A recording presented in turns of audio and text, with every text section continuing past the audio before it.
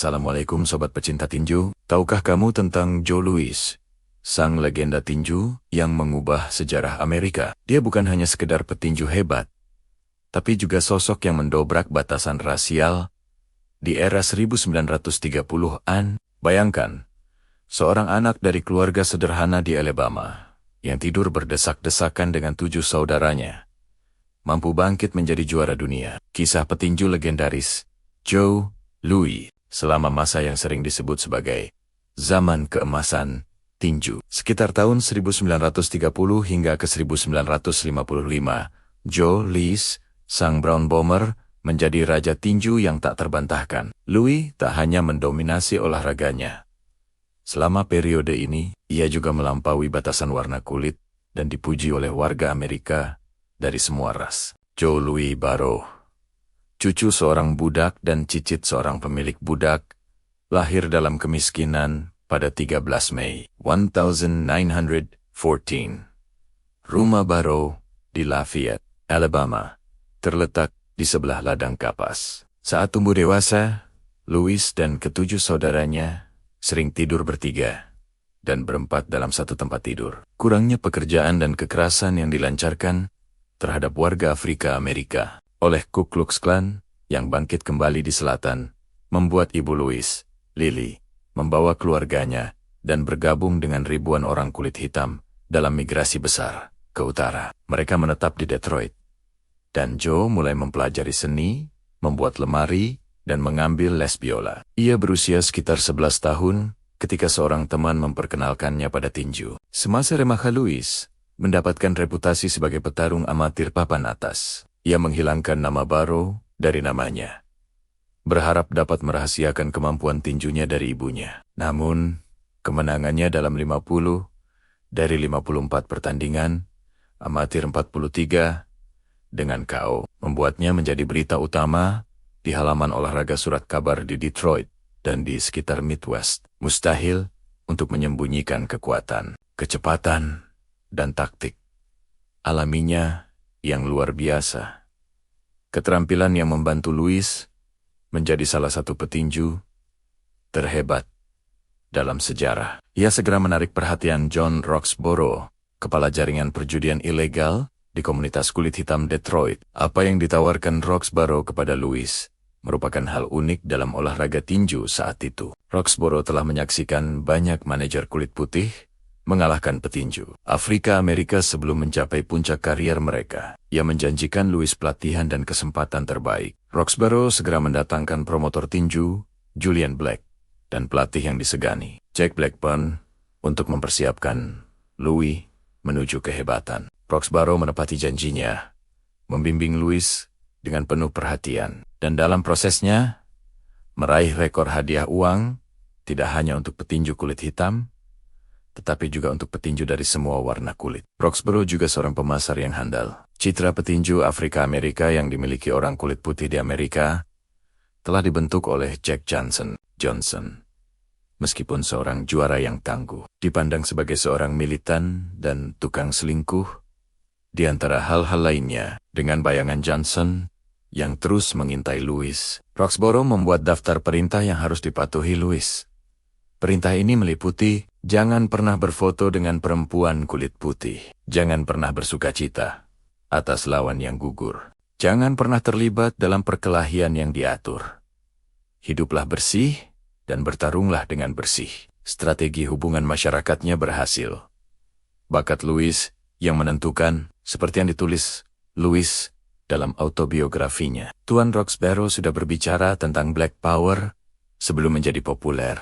Pertarungan profesional pertamanya yang patut dicatat adalah kemenangan melawan petinju raksasa Italia, Primo Carnera, dan petinju Amerika, Max Baer, keduanya mantan juara. Pertarungan melawan Carnera menjadi pertanda bagaimana kehidupan dan karier Louis akan dipolitisasi. Carnera disebut-sebut oleh Benito Mussolini sebagai simbol Italia fasis barunya. Louis menghajar Carnera dan menang KO di ronde ke-6. Petinju legendaris Joe Louis memenangkan 27 pertarungan profesional berturut-turut. 23 diantaranya dengan KO dan berada di jalur yang tepat untuk melawan manusia Cinderella, James Braddock, demi gelar. Namun, kekalahan mengejutkan. Louis dari petinju Jerman Max Schmeling pada 19 Juni tahun 1936 menunda kesempatannya untuk meraih gelar. Schmeling, yang bukan seorang Nazi, dipuji oleh Adolf Hitler sebagai contoh superioritas ras Arya.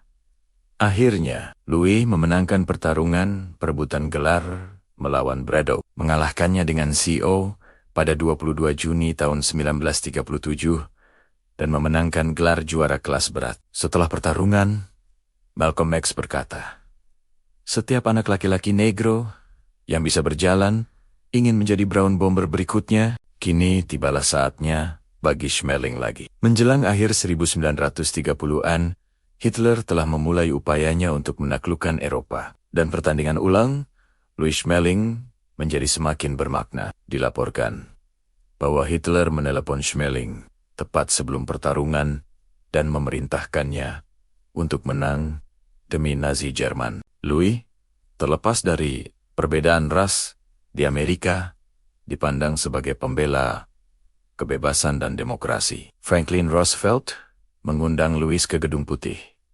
Di sana, lebih dari 2 tahun sebelum Amerika Serikat memasuki perang, Roosevelt meraba Bishop Louis dan berkata, "Joe, kita butuh otot seperti ini untuk mengalahkan Jerman. Itu bukan pertarungan antara dua pria, itu adalah pertarungan ideologi." Pada 22 Juni tahun 1938, tepat 1 tahun setelah menjadi juara dunia, Louis mengalahkan Schmeling 2 menit setelah ronde pertama. Seketika, Louis menjadi lebih dari sekadar juara. Di masa ketika tinju berada di puncak kejayaannya, dan sang juara kelas berat dianggap sebagai atlet terhebat di dunia, Louis bahkan meraih lebih dari itu. Ia menjadi pahlawan bagi rakyat Amerika dari segala ras dan latar belakang. Louis memegang mahkota tersebut selama 12 tahun lebih lama daripada petarung manapun, baik dulu maupun sekarang, yang pernah memegang gelar di kelas berat manapun. Di puncak karirnya, Louis mendaftar di Angkatan Darat pada tahun 1942 dan naik pangkat menjadi sersan. Ia mengikuti ratusan pertandingan eksibisi untuk menghibur pasukan dan menggalang dana bagi angkatan bersenjata. Louis bahkan menyumbangkan uang untuk dana bantuan militer. Setelah perang, Louis memenangkan 4 pertarungan lagi. 2 melawan Jersey Joe Walcott, dan pensiun. Ia mempertahankan gelarnya sebanyak 25 kali, sebuah rekor baru, dan hanya 3 dari pertarungan tersebut yang berakhir dengan kemenangan. Hampir 2 tahun kemudian, Louis harus mengubah rencananya. Gaya hidup Louis adalah kemurahan hatinya kepada teman dan keluarga sudah dikenal luas. Ditambah dengan jadwal tinjunya yang padat, membuat ia hanya punya sedikit waktu untuk mengurus pembukuan, termasuk membayar pajak, mengabaikan semua yang telah Louis lakukan untuk negaranya selama perang. IRS menuntut lebih dari $1 juta pajak tertunggak. Ia kembali ke ring setelah melewati masa jayanya dan dihajar habis-habisan oleh juara bertahan Ezer Chow. Kemudian, pada tahun 1951, Louis dikalahkan oleh Rocky Marciano. Louis kembali pensiun dari ring. Tetapi, ia masih membutuhkan uang untuk membayar IRS. Ia mengambil pekerjaan serabutan, termasuk menjadi pegulat profesional. Pekerjaan terakhirnya adalah sebagai penyambut tamu resmi di Caesars Palace di Las Vegas. Setelah karier tinjunya berakhir, Louis berteman baik dengan Schmeling. Para penulis olahraga menghormati Louis karena sifatnya yang baik hati dan murah hati, serta kehebatannya dalam bertinju. Ketika ia meninggal dunia pada 12 April tahun 1981, Presiden Ronald Reagan mengatakan, Louis lebih dari sekadar legenda olahraga, kariernya merupakan dakwaan terhadap kefanatikan rasial dan sumber kebanggaan, serta inspirasi bagi orang-orang di seluruh dunia. Menghormati permintaan keluarga, Reagan mengabaikan persyaratan tersebut, dan Sersan Joe Louis dimakamkan di Pemakaman Nasional Arlington dengan penghormatan militer lengkap. Di puncak popularitasnya, Orang-orang menyebut Louis sebuah kebanggaan bagi rasnya. Menanggapi hal tersebut, penulis olahraga Boxing Hall of Fame, Jimmy Cannon, menulis, "Ya, Joe Louis adalah sebuah kebanggaan bagi rasnya. Ras manusia." Nah sobat, kisah Joe Louis mengajarkan kita bahwa prestasi sejati melampaui segala perbedaan. Jangan lupa like, share, dan subscribe untuk cerita inspiratif lainnya. Sampai jumpa di video berikutnya. Wassalamualaikum warahmatullahi wabarakatuh.